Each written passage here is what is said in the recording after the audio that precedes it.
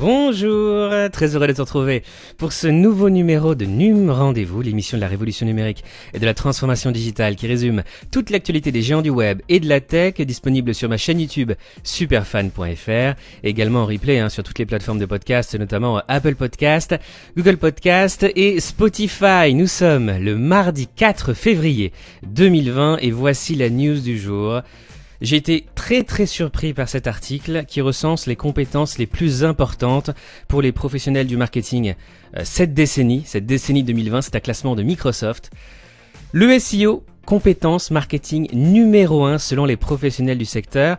J'en profite pour te rappeler que tous les articles mentionnés dans ce podcast sont évidemment disponibles dans les commentaires sous cette vidéo sur YouTube. Une étude menée par Microsoft à travers LinkedIn a identifié quelles sont les compétences et les qualités requises chez les marketeurs pour la décennie à venir. Voici donc le classement des hard skills selon les professionnels du marketing. D'après les résultats récoltés auprès de 600 professionnels par Microsoft, le SEO représente la compétence la plus importante pour les professionnels du marketing devant l'analyse des données. Alors le SEO c'est quoi? Ça veut dire Search Engine Optimization en anglais, l'optimisation pour les moteurs de recherche ou référencement naturel. En fait c'est une discipline qui te permet d'arriver numéro 1 sur Google, numéro 1 dans les résultats de recherche. Ces deux compétences vont parfois de pair et permettent aux professionnels du marketing de mesurer le succès d'une campagne et cibler les points d'amélioration. Un des outils qu'on utilise par exemple en analyse des données, c'est par exemple Google Analytics. Et pour le SEO, c'est la Google Search Console par exemple. Donc le classement des hard skills de cette décennie 2020 pour ces 10 prochaines années, SEO numéro 1. Ça me fait plaisir parce que c'est un des cours que j'enseigne. J'ai été formé par Yann Lemort, le référenceur qui a formé le plus de personnes en France en référencement naturel, qui est un des meilleurs référenceurs en France. Et donc j'en suis extrêmement fier, donc merci à toi Yann pour cette formation, que j'utilise tous les jours, puisque dans mon quotidien, en tant qu'enseignant, consultant et même en tant que youtubeur, j'utilise le SEO tous les jours. Deuxièmement, l'analyse des données. Ça va ensemble. Numéro 3, la rédaction. Ça va aussi avec le SEO, évidemment. Notamment la rédaction optimisée pour les moteurs de recherche. Numéro 4, l'analyse comportementale. Et numéro 5, l'automation. Le marketing automation qu'on peut réaliser par exemple avec des logiciels comme HubSpot ou des solutions comme IFTTT ou Zapier. Les soft skills vont devenir aussi de plus en plus importantes, évidemment, à l'ère de l'intelligence artificielle, des algorithmes, des robots, de la robotisation, de l'automatisation. Les soft skills vont devenir très importantes. Alors du côté des soft skills, la créativité devance l'humilité et l'empathie parmi les principales qualités requises pour cette profession dans le marketing. Numéro 1, donc la créativité. Numéro 2, l'humilité. Numéro 3, l'empathie. Numéro 4, l'adaptation. Et numéro 5, la transparence. Retenez bien ces hard skills et soft skills de cette décennie 2020. L'enquête de Microsoft présente également les tendances du secteur pour la décennie à venir, dans un monde qui s'oriente vers la sphère privée avec l'émergence des médias conversationnels. Et c'est aussi pour ça que le SEO va prendre de plus en plus d'importance. C'est parce qu'on arrive à l'ère des assistants vocaux et de la recherche vocale. Désormais, les gens ne vont plus taper sur leur ordinateur ou sur leur mobile une recherche, ils vont la dire. Ils vont parler, ils vont s'exprimer, ils vont parler à leur assistant vocal, et ils vont formuler des recherches vocales qui sont d'ailleurs beaucoup plus longues que les recherches tapées dans un moteur de recherche. Et on arrive aussi à l'importance accrue des avis et des recommandations, évidemment. Les marques devront être dignes de confiance pour répondre aux besoins des consommateurs. La publicité en ligne est en pleine mutation et cette tendance se confirme par l'explosion de l'utilisation des adblockers dans le monde. Les consommateurs souhaitent se protéger des publicités qu'ils estiment intrusives et c'est aussi pour ça que le SEO va prendre de plus en plus d'ampleur par rapport au SEA qui est le référencement, ce qu'on appelle le référencement payant, les annonces sponsorisées dans Google, la pub sur Google. Des contenus plus interactifs, personnalisés et visuels permettront de capter l'attention des utilisateurs. Il n'est plus question de leur demander de liker un contenu ou de cliquer sur un bouton pour le télécharger. C'est l'expérience qu'une publicité aura procuré aux consommateurs, basée sur ses propres choix, qui sera déterminante pour la décennie à venir. Et c'est de cette manière que les marques parviendront à rester compétitives. J'aime beaucoup cette analyse du blog du modérateur. Alors évidemment, dans les liens sous cette vidéo sur YouTube, je vais te mettre aussi l'article original de Microsoft. Par exemple, ça c'est un extrait de l'article de l'étude complète. Trends in marketing skills identifies important for the 2020s. Tendances dans les compétences marketing identifiées comme importantes pour la décennie 2020. based on our LinkedIn poll with 600 global senior marketer participants, basé sur un sondage LinkedIn avec plus de 600 participants qui sont des marketeurs seniors internationaux. Donc soft skills, je te les répète, hein, créativité, humilité, empathie, adaptation, transparence et hard skills. SEO, référencement naturel numéro 1. Deuxième, analyse de données. Troisième, copywriting ou rédaction. Numéro 4, analyse comportementale. Et numéro 5, automation. On va passer désormais à l'autre news du jour sur l'intelligence artificielle. Je t'ai promis dans cette émission du rendez-vous de te tenir informé de toutes les évolutions et les progrès de l'intelligence artificielle de l'IA dans le monde. Mieux que Paul le Poulpe, une IA avait prédit les résultats du Super Bowl aux États-Unis. Si vous vouliez faire un pari, voici l'intelligence artificielle que vous auriez dû consulter pendant le week-end. Alors cette IA s'appelle Unanimous AI. Unanimous AI, une startup fondée par un scientifique de Stanford, Louis Rosenberg. Son entreprise mélange les opinions d'une grande quantité d'humains avec l'intelligence artificielle pour faire des prédictions avec une grande précision. Avant la finale du Super Bowl, Unanimous AI a prédit avec exactitude que ce sont les Kansas City Chiefs qui allaient gagner. D'un point de vue technique, l'entreprise mise sur ce qu'elle nomme l'esprit de la ruche. Concrètement, un groupe fait des décisions plus intelligentes qu'une seule personne. En rassemblant l'opinion de nombreuses personnes, on peut donc avoir un résultat plus exact que si une seule personne faisait la prédiction. L'ensemble est ensuite modéré par l'intelligence artificielle. Récemment, Unanimous AI a déjà réussi à prédire des diagnostics médicaux, les gagnants des Oscars ou encore les grandes tendances économiques avec précision. Pendant les playoffs, le succès n'était toutefois que de 7 sur 10, un succès qui permet de relativiser mais qui matérialise ainsi la glorieuse incertitude du sport. Avant de miser votre fortune sur le prochain match étudié par l'intelligence artificielle, on vous conseille tout de même un peu de prudence. L'IA, qui est aujourd'hui plus puissante par exemple que les meilleurs médecins du monde pour faire un diagnostic, notamment en radiologie, ou alors meilleure que plusieurs avocats pour évaluer par exemple un contrat. Pour la première fois, des humains vont tester un médicament créé grâce à l'IA.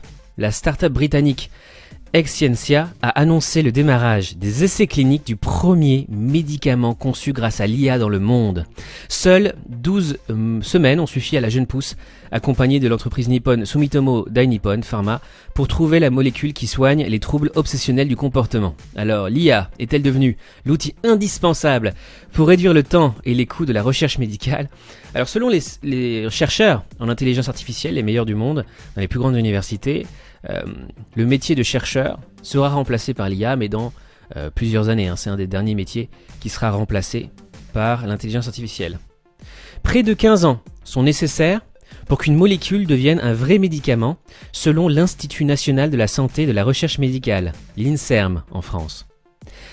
Et si l'intelligence artificielle était la solution pour réduire cette durée ?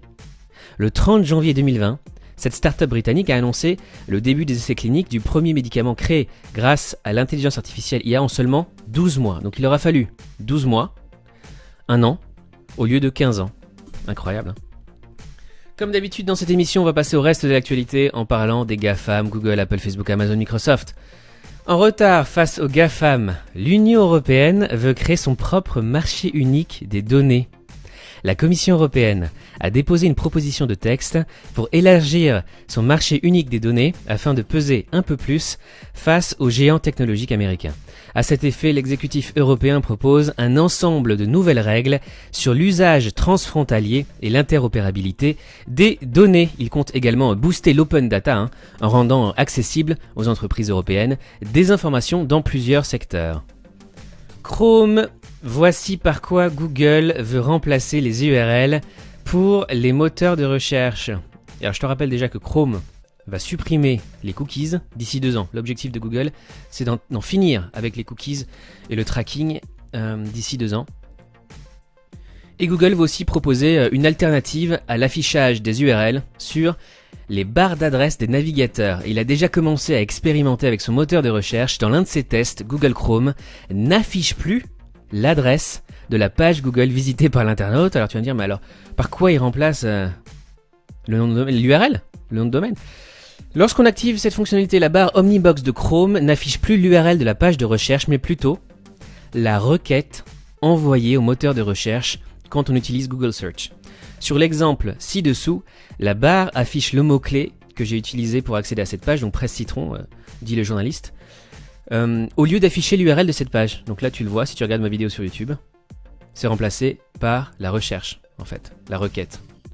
Lorsque le journaliste a testé la fonctionnalité, cela ne fonctionnait cependant pas encore avec Bing ni DuckDuckGo, qui est un moteur de recherche américain qui ne t'espionne pas. YouTube interdit les contenus falsifiés ou manipulés liés aux élections. La plateforme vidéo dont Google est le propriétaire renforce sa lutte contre les fausses informations à caractère politique dans le cadre de l'élection présidentielle évidemment aux États-Unis.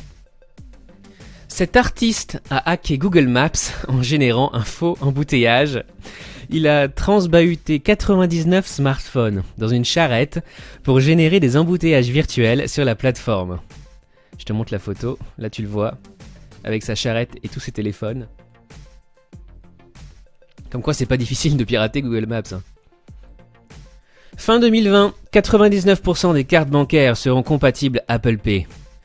Frileuses à l'arrivée d'Apple Pay en 2016, les banques ont finalement cédé au support de paiement mobile de la marque à la pomme. C'est vrai, de plus en plus de consommateurs à travers le monde veulent payer avec leur téléphone, sauf en France apparemment. Je t'en parlerai à la fin de cette vidéo, on parlera justement des usages du paiement mobile en France. Sur un marché des tablettes en berne, Apple explose la concurrence avec l'iPad, heureusement, puisque le marché des iPhones est en baisse. Le cabinet IDC vient de publier les résultats des ventes des tablettes dans le monde. 2019, année à oublier, pas pour tout le monde. Apple explose la concurrence avec son iPad. Apple champion hors catégorie grâce à l'iPad. Le géant californien affiche une croissance à 2 chiffres, plus 15,2% sur l'année, avec une pointe à plus 22,7% sur le dernier trimestre. George Soros accuse Mark Zuckerberg, le fondateur de Facebook, d'appuyer la réélection de Donald Trump. Dans un article d'opinion publié sur le New York Times, le philanthrope George Soros, milliardaire, s'en est pris à Facebook et à ses dirigeants Mark Zuckerberg et Sheryl Sandberg, les accusant d'aider Donald Trump à se faire réélire à la tête des États-Unis, puisque les publicités politiques sont autorisées. Sur Facebook, il n'y a même pas de modération des publicités politiques. C'est-à-dire si tu es un homme politique et que tu veux faire de la pub sur Facebook en mettant par exemple des fake news, des fausses informations, eh bien tu peux sur Facebook.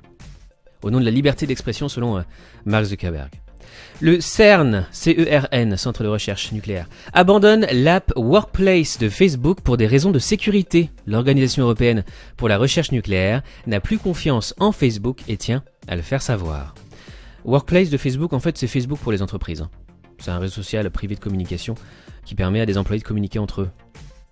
Drew Houston, PDG de Dropbox, rejoint le conseil d'administration de Facebook. Le board de Facebook se compose désormais de 8 membres, dont 2 femmes. N'as-tu maintenant Netflix dépensera plus de 20 milliards de dollars en 2020 pour produire ses propres séries. Je t'en ai déjà beaucoup parlé dans cette émission. Le service américain de SVOD dépense désormais sans compter. Il va investir cette année 5 fois plus qu'en 2015 pour créer son propre contenu et c'est beaucoup plus que la concurrence. Le service de SVOD va investir en 2020 pas moins de 20,5 milliards de dollars, soit 18 milliards d'euros, pour développer son contenu original. D'après Datadads, c'est 6 milliards de plus que l'an dernier, et c'est surtout 5 fois plus qu'en 2015, 4,5 milliards de dollars seulement. On estime qu'Amazon a dépensé en 2019 seulement, entre guillemets, 6 milliards de dollars pour produire son propre contenu diffusé sur Prime Video, soit environ seulement 30% du budget alloué par Netflix. Ce que je répète aussi souvent, c'est que Netflix est très très endetté. Netflix accumule énormément de dettes. Son déficit était de 14,4 milliards de dollars en 2019. Netflix, entreprise aussi extrêmement endettée évidemment. Pour concurrencer les Amazon Prime Video, Apple TV+, Disney+, HBO Max, Quibi, etc. Amazon Prime d'ailleurs se rapproche de Netflix avec 150 millions d'utilisateurs dans le monde. Alors attention à ce chiffre. Comme le dit cet article de ZDNet, ce chiffre reste à nuancer. Si les abonnés de Netflix s'inscrivent et payent pour regarder des vidéos uniquement, les abonnés d'Amazon Prime Video sont avant tout des clients qui souhaitent bénéficier de l'offre de livraison rapide d'Amazon évidemment.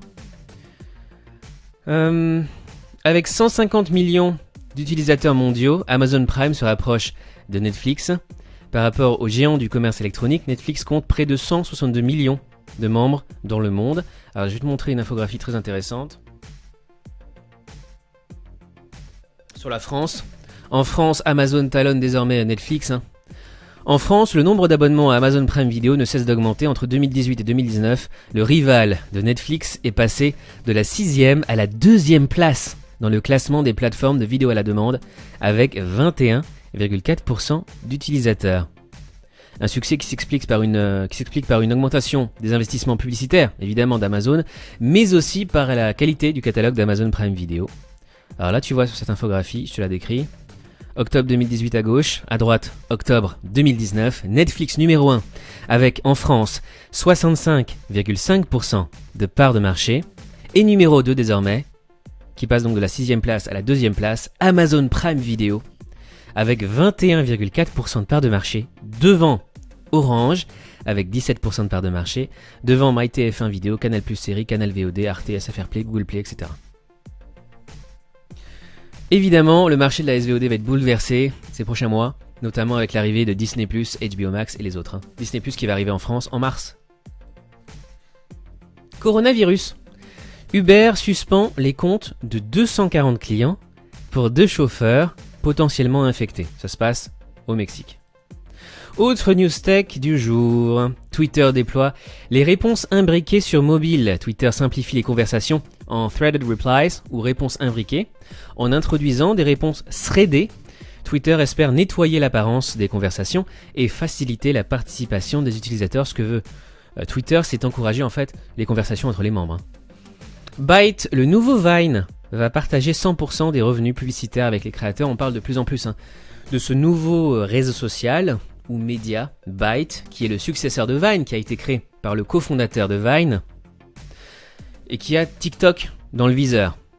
Byte, successeur de Vine, annonce qu'il va partager 100% de ses revenus publicitaires avec les créateurs de contenu. L'app se chargera de contacter les créateurs susceptibles d'y être intégrés et travaille dur afin d'être en mesure de payer tout le monde à l'avenir.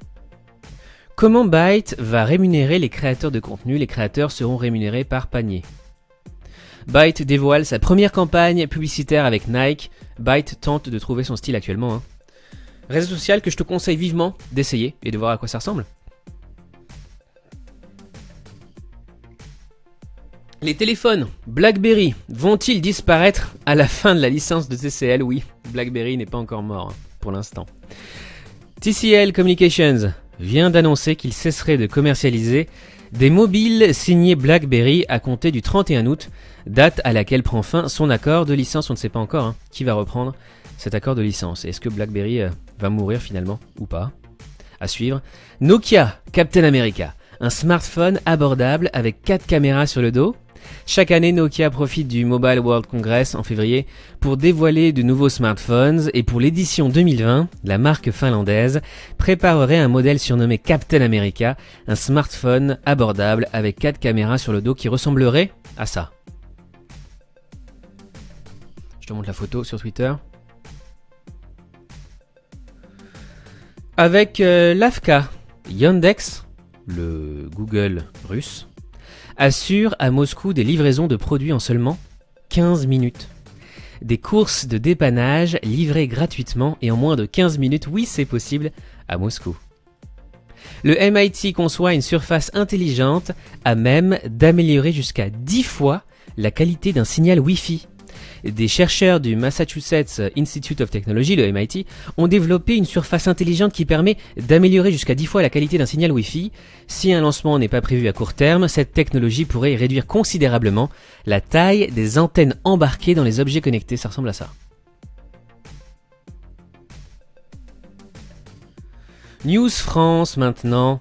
Les startups françaises ont levé 4,4 milliards d'euros en 2019. Les fonds levés sont en augmentation de 36% par rapport à 2018, tandis que le nombre d'opérations stagne.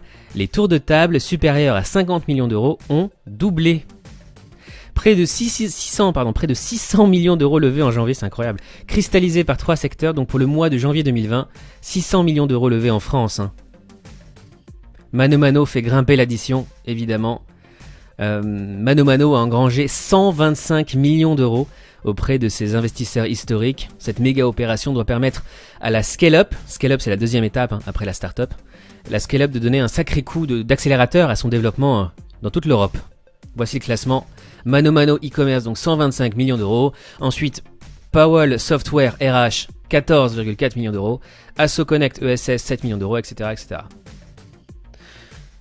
Et ces derniers jours, autres startups françaises qui ont levé des fonds, Inato lève 12,6 millions d'euros pour faciliter les essais cliniques des laboratoires. Inato a créé une plateforme à destination des groupes pharmaceutiques et des centres hospitaliers pour développer les essais cliniques. Lancée en 2016 à Paris, la start-up française annonce mardi lever 14 millions d'euros, environ 14 millions de dollars, environ 12,6 millions d'euros, pour s'internationaliser. Convelio lève 9 millions d'euros pour ouvrir ses bureaux à New York. Convelio vient de boucler un deuxième tour de table de 9 millions d'euros auprès des investisseurs Global Founders Capital, Innoport et Acton Capital. Déplacer un tableau ou une statue exige un savoir-faire et professionnalisme. Cette opération logistique difficile peut se révéler extrêmement coûteuse. En 2017, ils ont créé Convelio, une start-up qui organise le transport d'œuvres d'art en fait, tout en garantissant leur protection, et ce pour un tarif en moyenne 30 à 40 fois moins cher qu'un transporteur classique. Start-up française.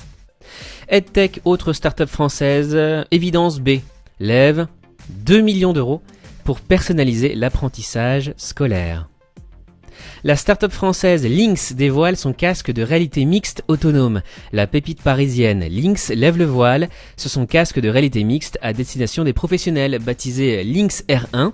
Ce casque autonome est le premier sur le marché à embarquer une puce Qualcomm Snapdragon XR2, fruit de 3 ans de travail. Il est capable de faire aussi bien de la réalité virtuelle que de la réalité augmentée grâce à 2 caméras frontales soigneusement calibrées, ça ressemble à ça.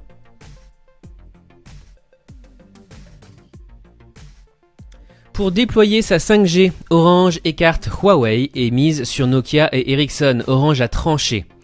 Dans un climat d'incertitude, l'opérateur historique se passera des services de Huawei pour le déploiement de son réseau 5G.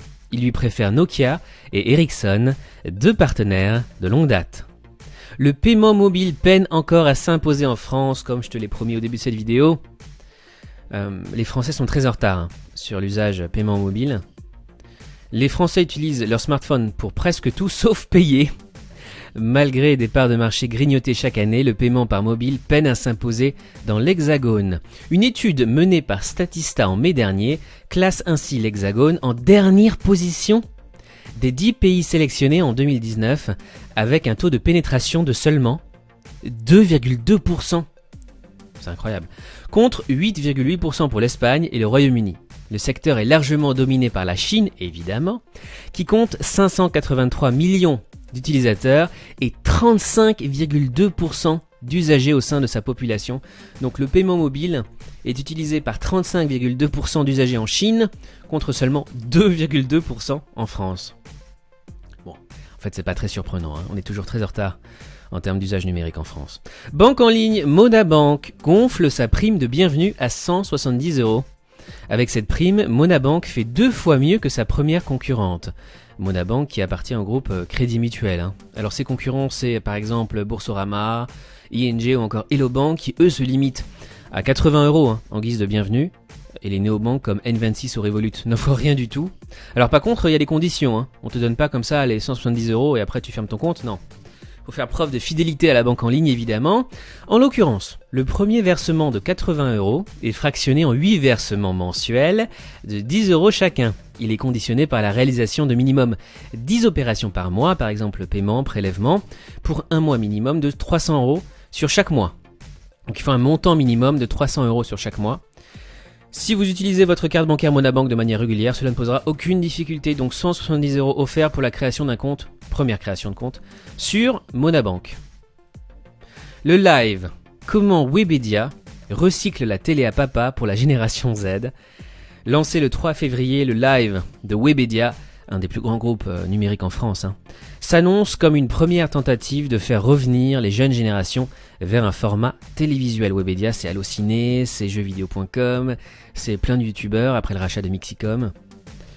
Ils font en fait plein d'émissions qui ressemblent à d'anciens concepts à la radio ou à la télévision. Je te conseille d'aller regarder ça. C'est vraiment très intéressant de voir ce qui intéresse aujourd'hui les jeunes, que ce soit les enfants ou les adolescents, qui regardent beaucoup les contenus de Webedia. Et on termine par un petit point culture geek comme d'habitude. Star Wars. Le prochain film sera réalisé par une femme. C'est la présidente de Lucasfilm, qui est sur la sellette, qui a annoncé la couleur pour les prochains films Star Wars. Donc c'est sûr, ce sera une femme, c'est Kathleen Kennedy qui l'a dit. Et apparemment il y a une shortlist, une petite liste, puisqu'elle indique qu'il y a beaucoup de réalisatrices qui ont le potentiel pour réaliser un film Star Wars, et qu'elle a déjà parlé avec la plupart d'entre elles, mais on ne sait pas encore qui sera choisi.